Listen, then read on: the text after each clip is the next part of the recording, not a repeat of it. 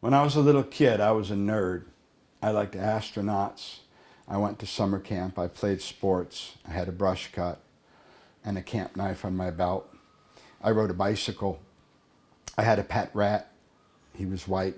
My father made me a little cage, and I duct taped the cage onto the handlebars of my bike, and I would ride around listening to my transistor radio with the Lovin' Spoonful singing Summer in the City with this little white mouse who eventually died when I went over a bump.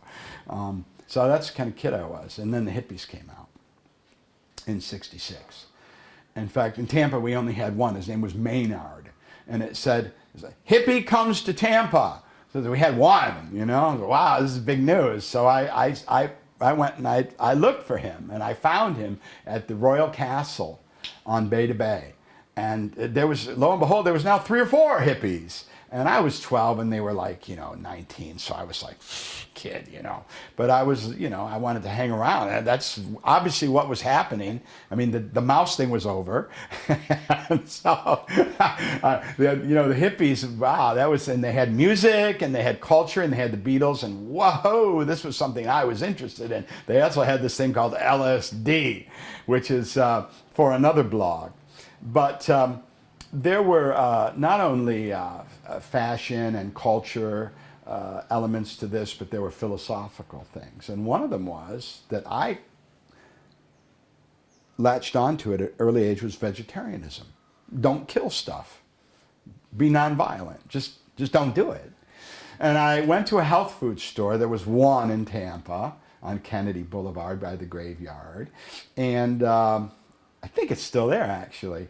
And there was a book by a guy called Hans Holzer that people who are my age will know, wrote about ghosts and paranormal stuff. And it was called The Basics of Vegetarianism. And I took this book home and I read this book and I thought, yeah, man, if you don't have to kill shit, don't do it. And off and on, for the last 66 years, way more on than off, I've been a vegetarian and a vegan.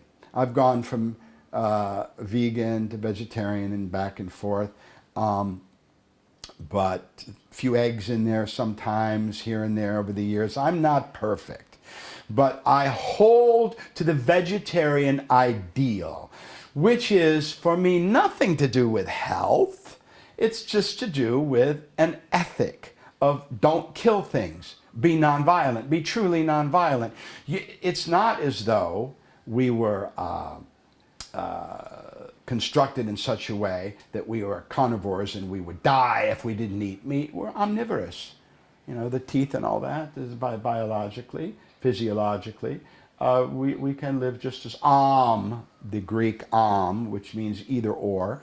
We can live either on a vegetable, a plant-based food, or flesh, or a combination thereof. Well, I choose and recommend to elect a nonviolent alternative. I tell people, by no way of a joke or trying to be clever, that I'm a man of so few ethics that those that I've managed to hang on to in these 66 years, I guard zealously. And one of them is nonviolence. Now, and people make arguments about God, the Bible, is sometimes a stumbling block to these things, that we have dominion over the animals. That's right, you have dominion over the animals, if you believe in that sort of thing. But we also have dominion over our children. That doesn't mean that we kill and eat them. Dominion means care. It means stewardship. So it's an ever-increasing ripples of compassion, which a good place to start is with not eating animals or being involved with any kind of inappropriate, killing of animals and eating them. And then you'll see that there'll be a heart of compassion and the ripples will come out. And you'll start thinking about the earth and the environment. It might be too late, but still, how you treat other people.